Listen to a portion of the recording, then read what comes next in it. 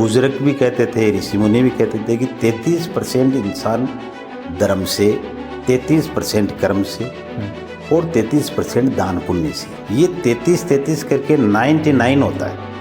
तो 99 अकाल पीड़ाएं आती है, अकाल मृत्यु आती है या अकाल कष्ट आता है। कर्म बड़ा है या भाग्य? मतलब क्या हम कर्म करके भाग्य को बदल सकते हैं? कहावत है कि करने के प्रताप से कागज बनता है काठ का, और कर्म के योग से लिखा लेख मिट जाता है ललाट का। उनका सबसे बड़ा दुख का कारण है कि वो मेहनत नहीं करना चाहते, फास्ट अपनी लाइफ को बहुत बड़े लेवल पे ले जाना चाहते हैं। नहीं तो स्थिति ये है कि बड़ा लेवल का आदमी पढ़ लेता है, पढ़ाई कर लेता है, तो छोटा काम वो करेगा नहीं और बड़ा उनको मिलेगा नहीं, तो वो क्या है, बेरोजगार हो गया बेचारा। ठीक है। और कर्म पत्री ईश्वर परमात्मा ने अपने हाथ के अंदर बनाई है।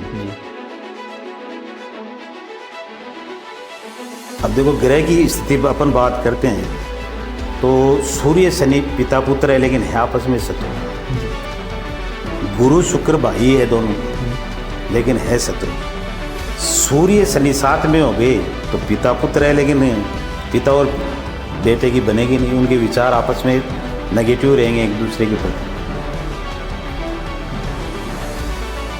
तो जैसे मतलब कुंडली के अंदर ये जो ग्रहों की जो दशाएं हैं वो कैसे आती हैं, मतलब कैसे वो चीज़ें क्रिएट होती हैं? एक माता पिता जन्म दे सकता, कर्म तो नहीं दे सकता, तो वो उनका दोष नहीं, ग्रहों का, उनके कर्म का, प्रारब्ध कर्म का। जैसे एक इंसान जन्म लेता है तो वो कर्ज और फर्ज के लिए इस संसार के अंदर आता है, या तो कर्ज चूकने के लिए आता है या कर्ज चुकाने के लिए आता है। तो क्या कुंडलीज में हम ऐसा देख सकते हैं कि हम किसी के साथ में अगर रिलेशनशिप में हैं तो सामने वाला पर्सन हमारे लिए लॉयल है या नहीं है? जो प्रेम होता है, प्यार होता है, ये शुक्र ग्रह का कारक होता है। तो वो क्या है कि जैसे सामने वाले की कुंडली में या खुद की कुंडली में राहु जो होता है ना, ये षड्यंत्रकारी ग्रह होता है। राहु जो होता है ये अचानक आदमी को दूर कर देता है, धोखा दिला देता है।